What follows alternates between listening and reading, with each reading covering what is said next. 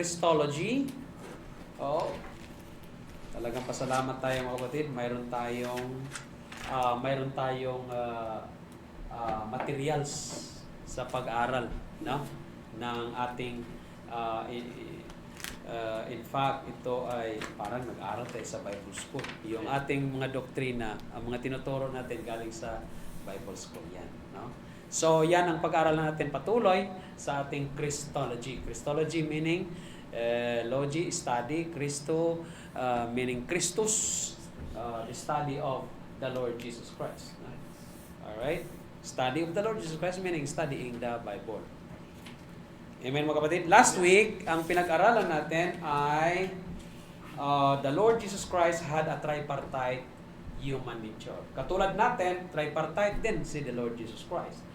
Ano ibig sabihin ng tripartite, brethren? Ang doktrinang iyan.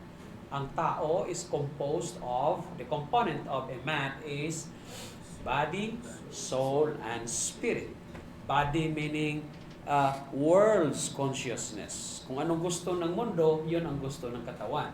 Kaya nga makalaman ka, Brad, parang ganon. Minsan, pag magalit ka sa tao, fleshly ka talaga. Ang gusto mo kasi flesh, lust of the flesh. Parang ganon, no? Okay? So, kaya may body tayo. Body is the, kaya nga lagi nagsasabi sa Tagalog ay pita ng laman. Bakit kasi flesh? Okay? Yan ang body. World's consciousness. And then ang pangalawa is our soul. Our soul is self-consciousness, meaning the five senses of man. Yan po ang kaluluwa. Immortal yan, ha? Immortal yan. Okay? Kaya nga mahalaga magkaroon ka ng tamang kaligtasan kasi masasaktan ka doon sa impyerno pagka nag-resurrect yung body mo at saka yung soul mo doon sa impyerno pag hindi ka ligtas. No? Kasi immortal yan. And you'll be spending your life eternal in hell. Pag hindi ka ligtas, kawawa naman. So forever ka rin masasaktan. Di ba? And then ang soul natin ay self-consciousness po. Yan. Okay? Yung pinaka-ikaw ba? And then the last one is God's consciousness, which is the spirit.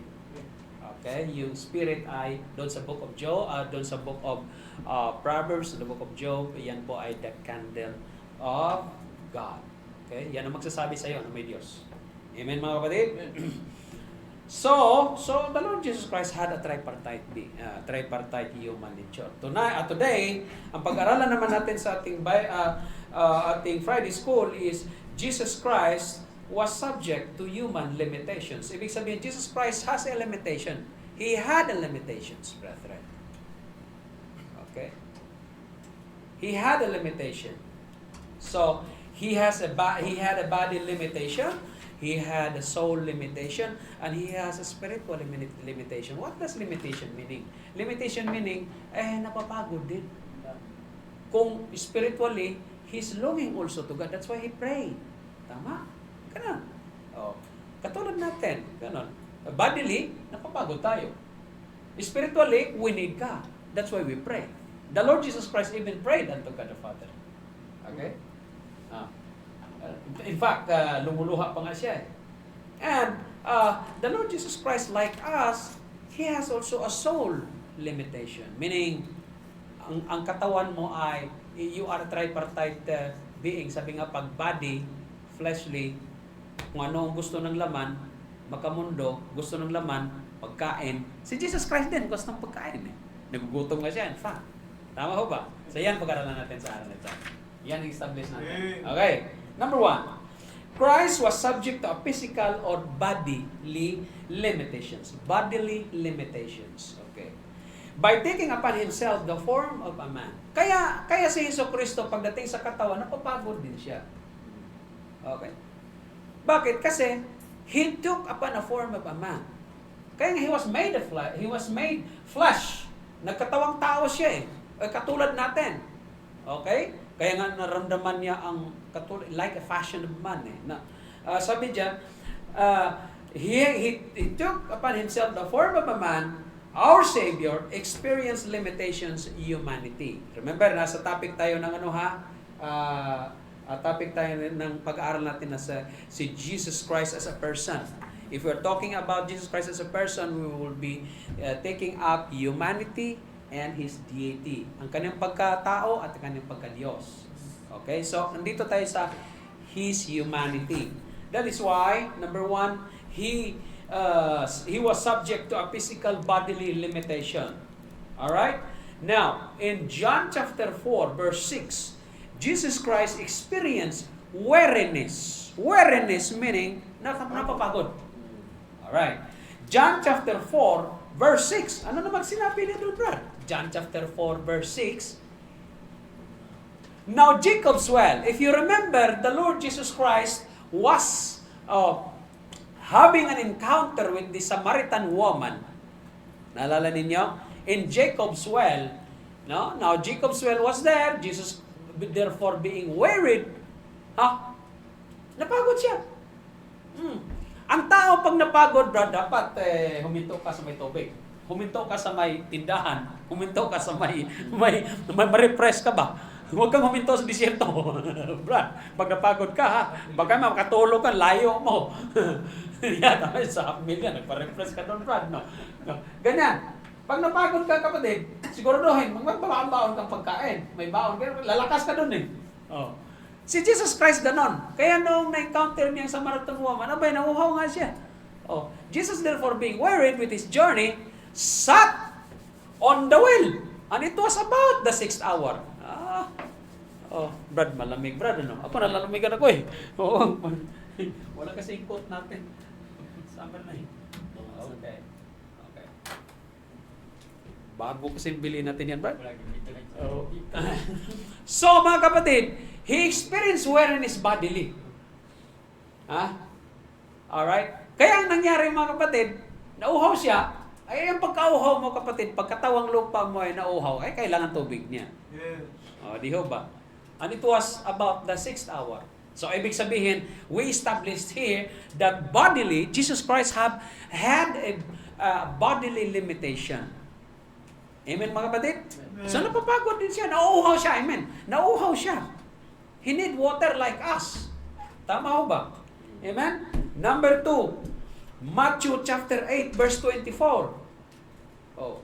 Jesus Christ was subject to a physical body limitation. Number 2, Matthew chapter 8, verse 24. Ang sabi na, and behold, there arose a great tempest in the sea, insomuch that the ship was covered with the wave, but he was asleep. Kailangan ni Jesus Christ matulog, kapatid. Subukin niya raw walang tulog. Tingnan niyo kung kaya ba ng katawan mo. Napanood niyo yung sa kining sa Netflix ng 1948 Street. Ano ba yung street na tinatawag no na ang may mga ano yun eh, na kailangan hindi sila matutulog dahil pag natutulog sila, horror kasi yun. 6th Street yata yun, 6th Street. May mga ganon. Nasa Netflix yun eh. Kailangan mong dilat ka talaga hanggang magdamag. Dahil maano kaya ginawa lang, humiti talaga sila kasi para talaga hindi. Delikado kasi, mamamatay sila eh. Oo. Brad, subukin mo lang tulog buong gabi, buong araw. Tingnan natin kung kaya ng katawan. Bakit, Brad? Kasi ang disenyo ng mata, Brad, talagang pipikit yan. Yes. Oo. Pipikit yan. Yan ang design ng mata. Kaya pagka pasukan mo ng para hindi ka makatulog, Brad, inaano mo yung mata mo na hindi, design kasi ng Diyos yan. Oo. And so therefore, pag humanap ka ng paraan na hindi dilat kang mata, Brad, delikado yan, Brad. Huwag mong gawin. Kasi pag natulog, kailangan ng katawan matulog ka. Ako, Brad, pagdating dito, alam mo kung bakit? Brother Edsel, dito pupunta, naawa sa akin yan. Brad, pastor, para may kausap ka. Sabi ko, mas maganda, Brad. Kasi ang hirap kaya walang kausap. Walang ako lang mag-isa. So, pumunta siya dito. Kain kami. Ito sa sarili. Oo, mahirap naman magpapinto ang sarili, Brad. Para namang Nag-joke ako. kinakausap mo yung sarili mo. Ano pagkagawin dito kung mahirap? Tapit niyo si Duterte. Oo, tapang mo Duterte. Tapos, yun pa, napanood mo naman, magagalit ka na ngayon. Tataas pang dugo. Naku, mabihira. Kaya, Brad, ginagawa namin ni Brother Israel, Brad, bilitin pagkain. Kain kami, ganun. Pag wala siya, Brad, alam mo kung bakit? Alas 4 labas ko eh. Kain ako. Brad, alas 5 pa lang, tulog na ako. Alas 5, can you imagine? Alas 5 ng hapon. Oo, tulog. Pagdating ng mga alas 9, gising, ihi, tulog, mga alas 12, Brad, alauna hanggang magdamag, walang tulog yan. Na-reach ko na yung peak. Pag tumanda kayo, maintindihan niyo rin yan. Oo. Pag na-reach mo yung 6 hours na tulog, tulog ng mga matatanda yan. Oo. Mahirapan ka na makatulog. Kailangan ko, pagdating alas 5 oras, talagang pipikit na ako eh. Anong gagawin ko sa mata ko?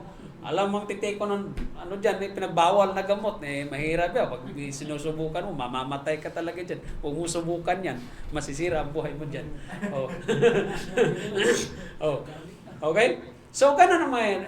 Si Jesus Christ, mga kapatid, at that time, when the 12 apostles, kasama na sumakay sa bangka, mga kapatid, doon sa Sea of Galilee, para tumawid doon sa kabila, abay naka-experience sila ng tempest. Tempest meaning bagyo, storm. Oh, kasi yung Sea of Galilee, malalim yan, pag ganun yan eh. Oo, kahit nasa loob lang naman siya ng nasa loob lang siya ng lugar ba? Dapat lawa ang tawag yan eh. Ang tawag ng Sea of Galilee is the same as Tiberias, Sea of Tiberias. Okay, kasi nga, pinangalan yan ni Tiberius Caesar. So, now mga kapatid, nung kasama niya ang 12 apostles, papatawid sa kabila, ang sarap ng tulog niya. Kasi nga napagod naman si Jesus Christ kakalakad. Oo. Physically, ganun nangyari. Now, He used that opportunity, brethren, to test the faith of the 12 apostles. Tingnan natin. Tulog siya. Okay. Sarap na tulog niya. Naka-experience na lulubog na yung sasakyan nila, yung sasakyan pandagat nila. Kaya doon nagkaalaman, daw of little faith. Hanggang kailan ba ako kasama ninyo? Di ba? So, yun ang spiritual principle noon. But bodily, the Lord Jesus Christ physically, He experienced, even the Lord Jesus Christ, need to sleep. Kasi ang katawan natin, kapatid, gusto rin matulog niyan. Oo. Pero nagtataka nga ako, mula Manila patungong Leyte, mga kapatid, abay, ang driver ng Peltrangco, tsaka siya pa rin ang driver lang kagabi. Ano yun? Totoo yan pa sa hanggang Mindanao yan sa amin. Hala, grabe naman pala. Ganun na, Brad. Kaya pala, ang bibilis magpatak. Pampihira, lilipad talaga tayo nito kung saan tayo pupulutin talaga. Grabe yung patakbo, Brad. Sabi ko, grabe, naghahabol kasi naman.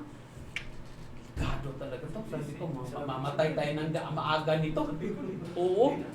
Grabe. Bilis o. Peltrangco or DLTV. Talaga naman siya po. Siya pa rin nag-drive kahapon. Umalis tayo ng alas 6 ng umaga. Gabi, siya pa rin kaya niya. Pala, bira talaga. Kaya pala mga mata, mga dilat ba, mga pula ng kulay ba. Bira. Ibang klase. Gusto nila ng pastor sa mga general na police spokesperson. Kasi nga sabi daw pang-extend lang daw ng oras ng duty. Mabihira na. Bakit naman ganun? Pambihira mo kami, mag-pray natin yung in the authority. So, the Lord Jesus Christ experienced, even He experienced bodily limitations, brethren. Because what? He is a man. Amen, mga kapatid? Number 3, Christ was subject to physical bodily limitation. So, number 3, He experienced hunger. He experienced hunger. Nagugutom siya, kapatid. Matthew chapter 21, verse 18. Matthew chapter 21, verse 18. The Lord Jesus Christ experienced hunger. He was hungry. In some points of time, He was hungry. Kailangan niya kumain. Otherwise, madido siya. Tigok yung kalabasan niya pag hindi siya kakain. Para sa nagkatawang tao siya. O hindi talagang kung ano, He was tempted like a man nga eh. Para ma-experience na kung ano ang na-experience natin o pinagdadaanan natin, kaya nagkatawang tao ang Diyos. Now, in the morning, as He returned into the city, He hungered. Itong kwento na to, mga kapatid, when He went to Bethany and to Bethpage. Dalawang siyudad yan. Located upper Jerusalem, upper location Jerusalem. Nung bumaba siya, mga kapatid, kinabukasan, nung bumalik siya sa city of Bethpage and Bethany, nagutom siya. Na-encounter niya yung fig tree. Pero uy, ito, daming pagkain siya, daming bunga to, kasi malako eh. Pagdating niya kay puro dahon. Oh, walang bunga. Nagutom siya tapos walang maitulong yung kahoy na yun, yung dapat may prutas yun eh. Oh, so kapatid, ang application principle ng panahon yan, nakita niya malago pero walang bunga. Israelites pinatutungkulan niya, doble. Okay, kasi physically nakita niya ang tree, walang bunga, kaya ang sabi niya, ikaw malalaya ka mula ngayon. Abay, nalaya nga naman. Oh, bakit? Wala kasing bunga eh. Oh. Pero actually, spiritually, pinatutungkulan niya yung Israelites. Kayo, para kayong fig tree. Oh, bakit? Ang lago-lago ninyo, pero wala namang bunga. Galit ng mga, nung nalaman ng mga Israelites, nung naramdaman tayong pinapatungkulan nito, padala kita sa ICC, tingnan natin. Parang ganun lang ba? Oh. Sometimes politics din, ano? Hindi man lang marunong, hindi na makikita yan. Hindi ako makita ni Claire Castro eh. So, vlogger ka ba? Dalhin ka dun sa Quadcom. So, ganun ang nangyari mga kapatid. The Lord Jesus experiencing hungry. Okay? Nagugutom siya. Oh. Amen mga kapatid? Doon nga nung nag-fasting siya 40 days and 40 nights in the wilderness, talagang si Satanas talagang magaling tumaiming eh. Magaling tumaiming, Brad. Kailangan talaga niya. Gutom na gutom siya. Kaya bigyan mo ng ano. Kapatid, ang tao pag witnessan mo, nagutom siya, hindi applicable yun. Bakit? Pakainin mo muna bago mo ministeryohan. Oo, di ba kayo mabilis ang tanggap niyan? Siguro. Bakit? Napakain mo eh. Pero gutom yan, Brad. Huwag kang magsalita ng kung ano-ano, relihiyon. Gutom na gutom pa naman, kakainin kita ngayon. Oo, parang aso lang yun. Lapa si Brother Alan. Mag-ingat ka, Brad Hacks. Paano ka, Brad? Saan, Brad? Delikado yan. Oo. Oo. Kasi gutom kasi yun, Brad. Gutom yun. Tapos siguro, hindi niya naintindihan na binigyan mo siya ng pagkain. Oo, ganun yun. Mga aso, ganun mga aso. Oh. Binigyan mo na ng pagkain, kakagatin ka pa. Pambihira. Para bang tinulungan mo ng mananalo, ipa-ICC ka pa. So may pasok mo lang talaga, pastor eh. Okay. Number 4. He experienced thirst. Nauuhaw ang Diyos. Nauuhaw ang the Lord Jesus Christ. John chapter 19 verse 28. John chapter 19 verse 28. Oh, ano naman yan dyan? After this, Jesus, knowing that all things were now accomplished, that the scripture might be fulfilled, saith, I thirst. This is one of the last 7 words of the Lord Jesus Christ in the cross. Okay? Oh, di ba? I thirst. Nauhaw siya. Anong binigay sa kanya? Suka. Sa malalim na pag-aaral, mga kapatid, sa malalim ng may na-encounter akong pastor dito, nag-aaral sa Bible School. Sa malalim na pag-aaral, yung suka daw na binigay sa kanya, anesthesia. Sabi ko, hala, pastor, grabe naman, oh. Anesthesia. Bakit? To ease the pain. To ease the pain. Gall o vinegar. Sausaw mo yung sponge. May sponge na yun. Dapat kung pinunas kung saan-saan yun. Binasa, tapos sip-sip ka dyan. Oh. Kung pansinin niyo yung suka, Brad, pag ininom niyo, good for healing naman din yan eh. Kung mayroong mga kung anong sakit or ano, suka. Oh, grabe. Kung mayroong siguro kung marami nang malapit na mamatay itong tao ito, bigyan mo ng anesthesia. Parang ganun lang ba? Sabi ko, ganun ba? It makes sense. Oo. Kasi terminally ill na si Jesus Christ. Oo. Sa Bible, mga kapatid, sa book of Proverbs, yung mga malapit nang mamatay, yung nanghingalo na, hindi mo pwedeng tanggalan ng tubo yan eh. Kasi ang sabi doon, mga kapatid, give a strong drink to a person who is ready to die. Ibig sabihin, the medication or a solution para hindi siya ma-slow down ang kanyang pagkamatay ba? Parang ganun ba? So, bigyan mo talaga ng gamot. So, if we are talking about nag-terminally ill ang isang tao, hindi mo pwedeng tanggalan ng tubo. Mamatay yan eh.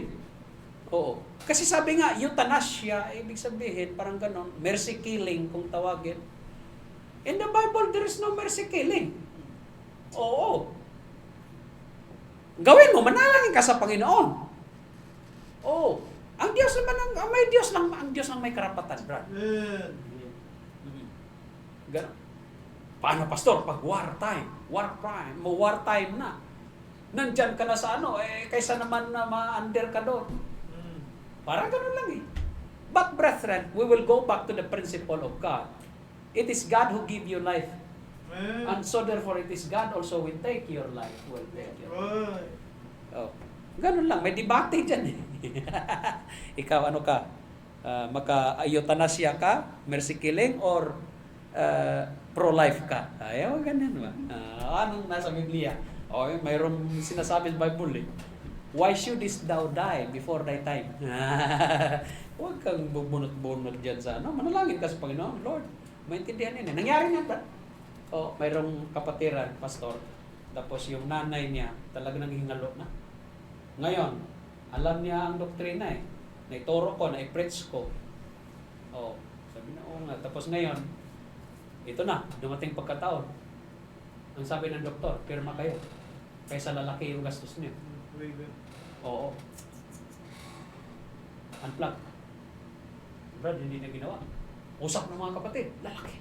Pakayanin natin. Sabi ko, pagka ganyan ang pagkakataon, pray unto God. Pray unto God. Lord, ikaw po, into thy hand. Hindi namin kain. Ganito, anong gagawin namin? Ikaw lang ay may karapatan sa buhay ng tao. Ang sabi ng doktor, we declare him dead. Pero, umano pa? Tumitibok ng puso. Kasi nga, massive, siya Brad eh? Massive cardiac arrest. Pero okay pa nga naman kasi sumabog dito, Brad. Na, tumae lang yun. Umano lang yun, na tumae sa mayroon palang high blood na.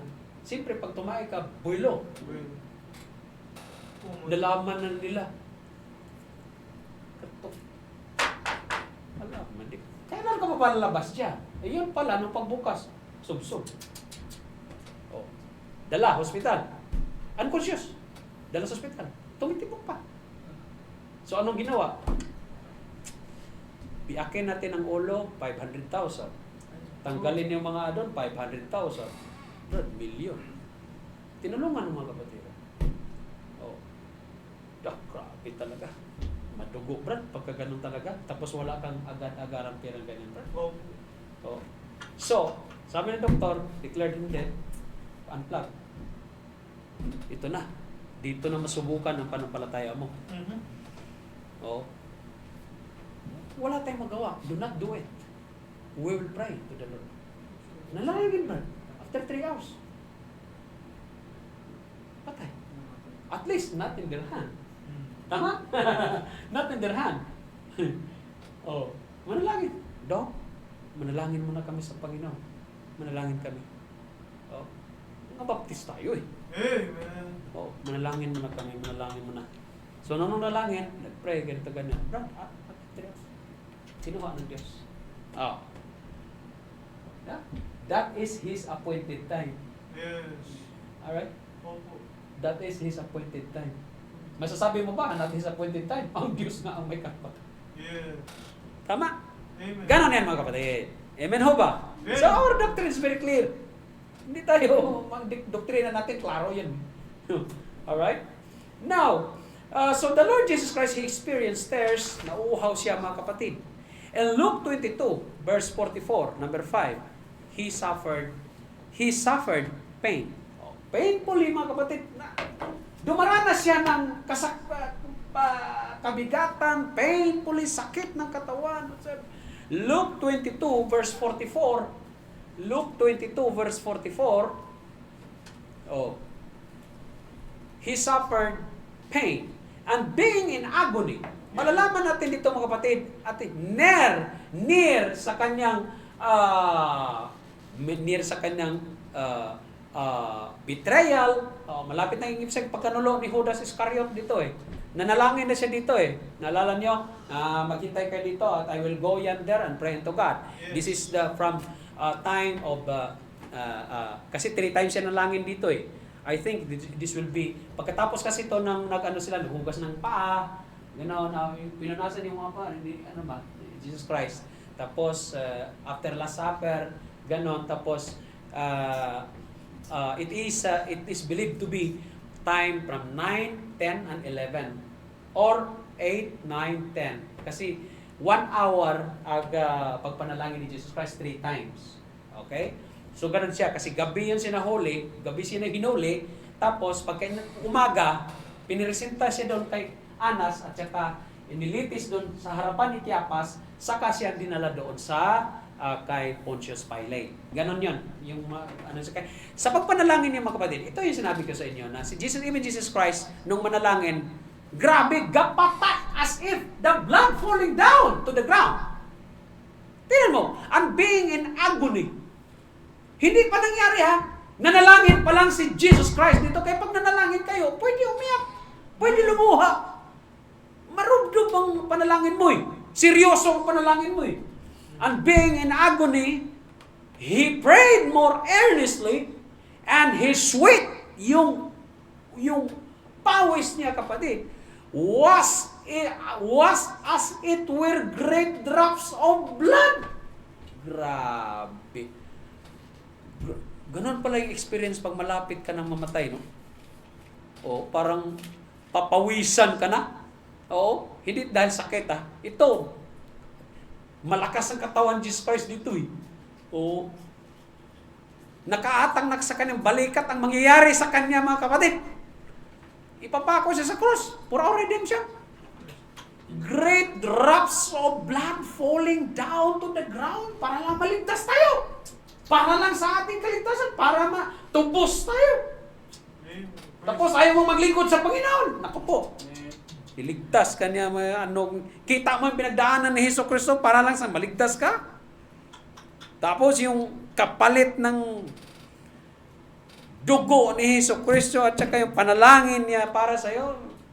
Tapos, ganon lang klaseng paglilingkod meron tayo. Banjing-banjing. Kulang pa nga yan eh. Oo. Kulang pa yan kapatid.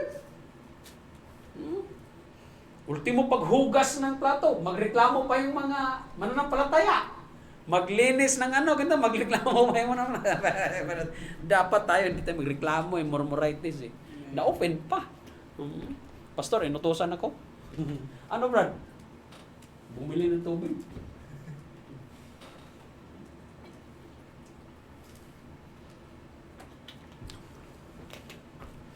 Kaya sabi ko nga ni Brad, kaya pa ng katawan? Bili tayo tubig.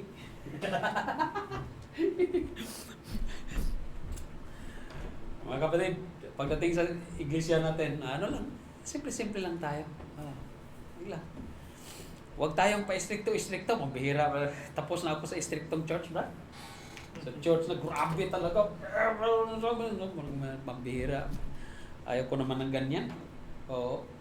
Kasi nga sabi ni Arya sa akin, Brad, bago namatay yung abogado, tandaan mo, yung mga membro mo, hindi mo yan empleyado. Sabi ko, tama ka nga naman, Pastor. Oo, kaya huwag mong utus-utusan. Oo, kausapin mo lang ng mabuti. Yan. Oo. Pag sundin ka, good. Pag hindi, wala tayong magawa. Huwag tayong Sabi ko, ang bait mo, Pastor. Hindi ka katulad ng isa. Alam niya na kung nga sinong tinutokoy ko eh. Tawa na niya ako. Yan kapatid. Iba din yan. Okay? So, Jesus Christ he suffered pain. No? He suffered pain. Bakit? Pagdating na akin si Brad 12:15 alarma. So, he suffered pain, brethren. Okay? Bakit? Katulad natin, ano din siya? He experienced pain. in his heart. He experienced pain. Katulad natin. Sino ba namang hindi masasaktan? No. Okay. Last, number 6, he was capable of death. Oh, tama lang. Oh. Ang kanyang katawan talaga, alam naman natin na pinako siya sa cross. So, he is capable of death. Mamamatay talaga siya. Opo. No? Bakit? Katulad ng isang tao, ay talagang subject to death. Opo. No? We study his person, being a person, so bodily, he has a limitation. Nauuhaw, nagugutom, kailangang matulog, napapagod siya, he experienced pain, sakit, ganon, and then he is capable of death. Luke chapter 23, verse 46. Dito tayo magtapos, mga kapatid. 23 verse 46. And as they led him away. Ito na yung ano na siya, pinasan niya na yung cross patungo sa Calvary, patungo sa Calvario, sa Golgotha. Labas na ng ano yan, Temple of Solomon sa Jerusalem. Sa labas yun, sa bandang taas. Konti. Daanan kasi yun, Brad. Daanan ng mga tao. Kaya yung mga dumadaan, mga kapako, pakita kasi yun, display yan eh.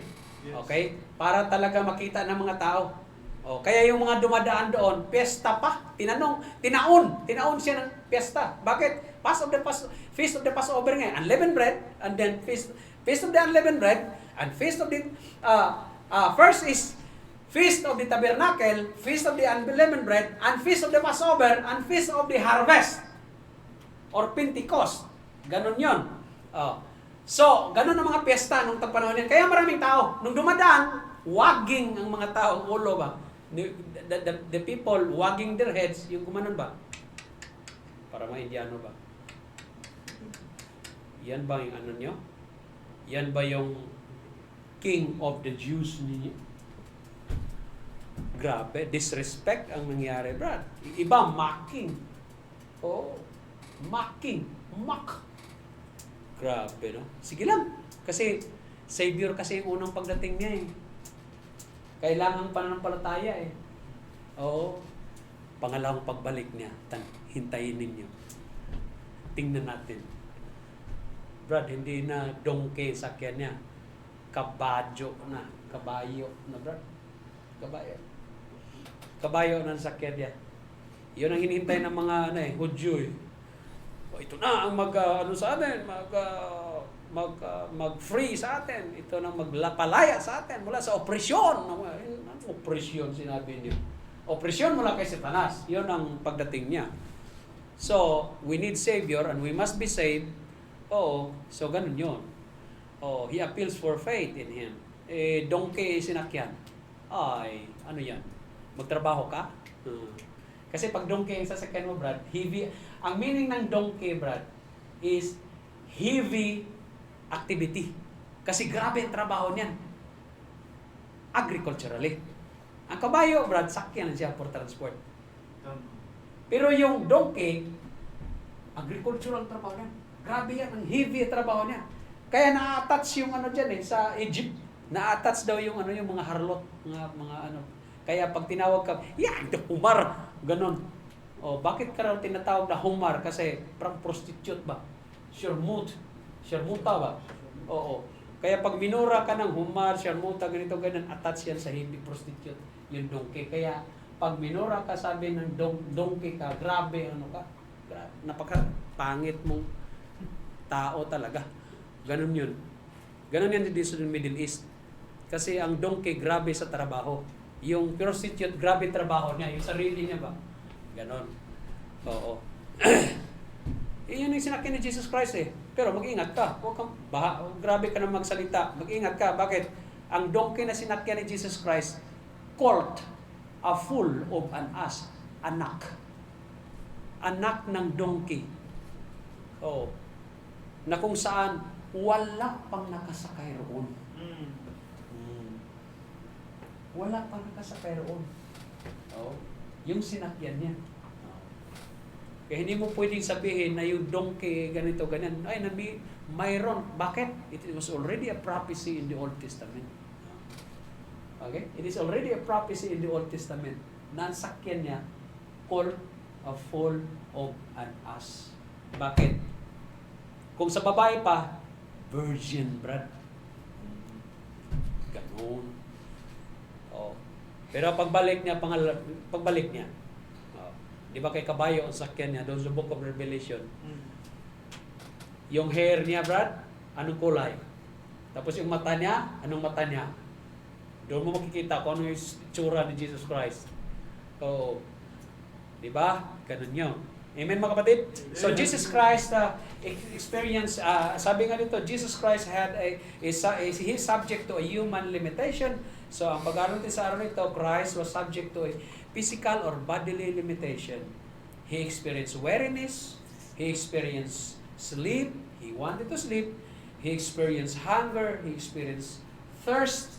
He experienced pain. And he is capable of death. Katulad natin. Amen na ba, mga kapatid? Amen. Okay. Walang mag-aanong question dyan eh. Kasi nga, alam mo natin, Jesus Christ is a man. Yet he is also 100% God. 100% man, 100% God. His deity. Dito tayo sa His personality. Amen, mga kapatid? Praise God. Yan po ang pag-aaral natin. And let us pray. Our Heavenly Father, once again, Lord, we thank you, O God, for thy teaching today. Salamat sa iyong salita sa araw na ito, na katulad namin, si Hesus Kristo ay nakaranas din ng kapaguran, nakakaranas din ng kauhawan, gutom, at pasakit, at nakakaranas din ng kamatayan, Panginoon. Because He is subject to a bodily limitations. We understand that the Lord Jesus Christ is 100% human and 100% God. Salamat, Panginoon, sa aming pag-aaral na ito at purihin po yung pangalan. Pagpalain niyo pa po ang sunod naming mga gagawin. Samahan niyo po kami, O God, at bigyan ng katagumpayan ng aming panambahan. Lahat nito ay masamot dalangin sa pangalan sa Kristo ng Pitapaligtas. Amen. Amen. Tayo, mga kapatid.